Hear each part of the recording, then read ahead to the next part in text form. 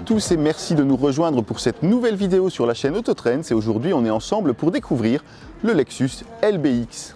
Et le Lexus LBX, c'est quoi? C'est le nouveau SUV compact de Lexus, un tout nouveau modèle pour le constructeur qui arrive ainsi dans un segment où il n'a jamais été présent.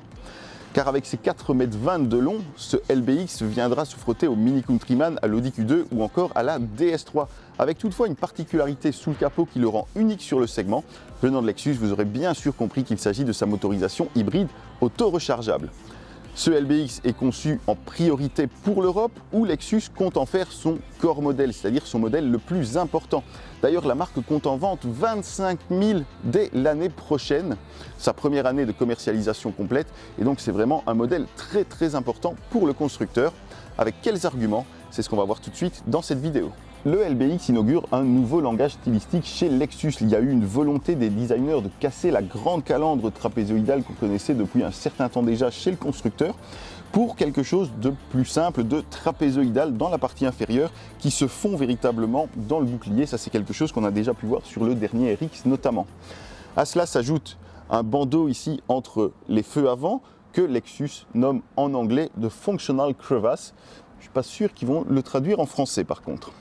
On a également un nouveau traitement des blocs optiques qui sont un petit peu plus travaillés que par le passé. Et puis cette signature lumineuse en L qui pointe désormais vers l'extérieur et non plus vers l'intérieur comme on pouvait l'avoir sur un NX ou un RX. De profil, le LBX affiche des galbes assez marquées qui le rendent assez harmonieux, assez musclé également, notamment par ses portières plutôt travaillées, mais également des larges épaules au niveau des passages de roue arrière. La peinture pourra être biton comme sur notre version du jour en fonction des niveaux de finition. Et puis on aura des jantes de 18 pouces sur quasiment tous les modèles à l'exception du modèle de base. L'arrière est également plutôt musclé avec là encore des épaules plutôt marquées. Et puis on retrouve ce bandeau lumineux sur toute la largeur pour faire le lien avec les autres crossovers de la marque. Et puis juste en dessous, on a la signature Lexus en toutes lettres sur le haillon. Techniquement, ce LBX repose sur la plateforme GAB, la même que celle utilisée par la Toyota Yaris Cross. Simplement, elle a été copieusement modifiée pour répondre aux besoins de Lexus. On a un empattement qui a été allongé de 2 cm et des porte-à-faux qui ont été réduits. On a également des voies élargies, ça veut dire que les roues sont placées plus vers l'extérieur, ce qui apporte plus de prestance au véhicule sur la route. Et puis on a également une meilleure rigidité, ce qui apportera certainement quelque chose en termes de dynamisme de conduite. Sous le capot, une seule motorisation est proposée. D'ailleurs, je ne sais pas si vous avez remarqué, mais ce LBX s'appelle tout simplement LBX, sans dénomination hexadécimale derrière, comme on peut le trouver sur le RX 450H, le RX 350H, etc. Ici, ce sera juste LBX, puisqu'il ne recevra qu'une seule et unique motorisation. Il s'agit d'un moteur 1,5 litre 3 cylindres, associé à un moteur électrique qui délivre ensemble une puissance de 136 chevaux. Ce moteur est bien sûr dérivé de celui qu'on retrouve sur la Yaris, mais reçoit une toute nouvelle batterie nickel hydrure métallique, plus puissante, qui permet donc de sortir plus de puissance du moteur électrique et c'est donc ça qui permet d'avoir une puissance de 136 chevaux comme je le disais. Il sera également possible d'opter pour une transmission intégrale, une transmission 4x4 électronique fournie par l'ajout d'un second moteur électrique sur l'essieu arrière, une transmission que Toyota appelle e-4 qui ne changera toutefois rien du tout à la puissance totale du système. Cette motorisation sera la seule proposée sur le LBX. Il n'y aura donc pas de version électrique de ce petit SUV. Il y a deux raisons à cela. La première, c'est que la plateforme GAB ne se prêterait pas vraiment à une électrification efficace.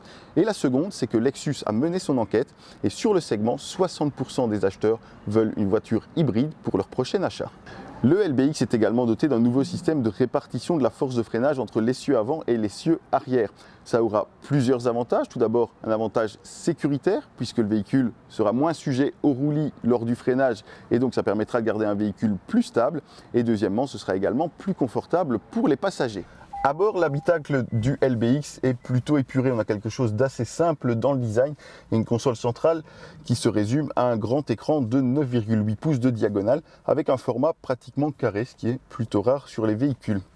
Alors bien sûr, cet écran servira à piloter tout le système multimédia et à la plupart des fonctionnalités du véhicule puisque les seules commandes physiques qu'on a encore sont les commandes de climatisation, ce qui sera toujours très pratique pour régler directement la température ou l'intensité sans avoir à passer par les menus et sous-menus. Ce système multimédia est compatible avec les smartphones Android et Apple sans fil et il pourra être associé à un système audio haut de gamme Mark Levinson, donc le partenaire de Lexus comme on en trouve sur les autres modèles, qui offrira un système audio à 13 haut-parleurs. Face au conducteur, on aura une instrumentation numérique de série, une instrumentation sur un écran de 12,3 pouces à l'affichage personnalisable. Et en option, il sera possible d'y ajouter un afficheur tête haute dans le pare-brise qui permettra donc de garder toujours les informations de conduite sous les yeux.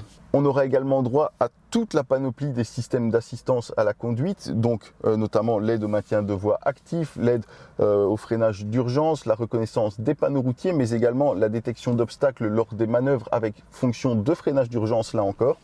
Et puis un autre système qui est une particularité de Lexus, ce sont les poignées de porte électroniques. Alors elles ont deux avantages. La première, c'est qu'il faut pousser avec le pouce pour ouvrir la portière, ce qui, selon le constructeur, offre un mouvement plus naturel que d'avoir à tirer une poignée puis pousser la portière. Et le second avantage, c'est qu'elles sont couplées à un système de surveillance des usagers faibles. C'est-à-dire que si un piéton ou un vélo approche, eh bien, la portière ne s'ouvrira pas et ça permettra donc d'éviter un accident avec ces usagers faibles.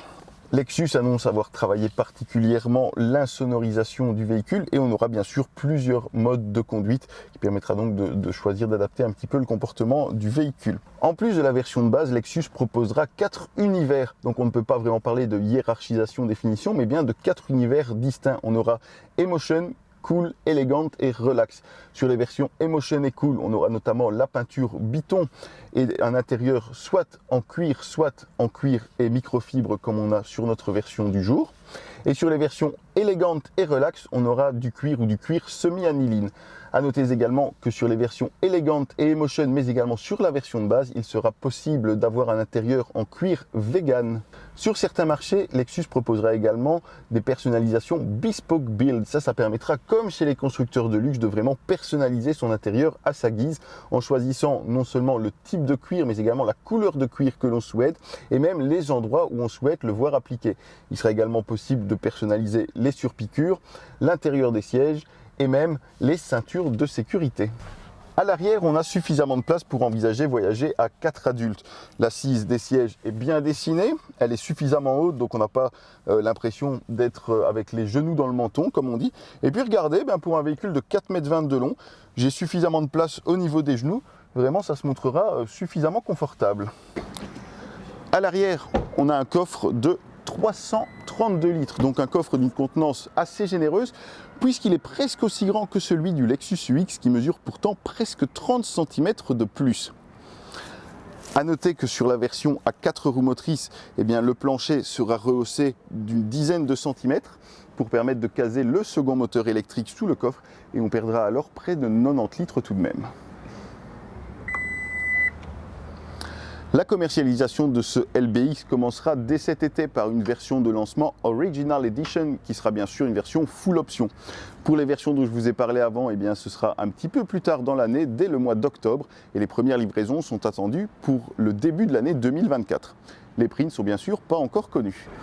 Merci à tous d'avoir regardé cette vidéo. Comme d'habitude, n'hésitez pas à liker, à commenter, à partager la vidéo. Dites-nous en commentaire ce que vous pensez de ce Lexus LBX et du choix de Lexus de proposer une unique motorisation hybride. Posez-nous vos questions et je tâcherai d'y répondre du mieux possible. Puis pour le reste, comme d'habitude, n'hésitez pas à checker nos réseaux sociaux, nos sites internet pour être tenu au courant de toute l'actu auto. Et quant à moi, je vous dis à très vite pour une nouvelle vidéo. Salut!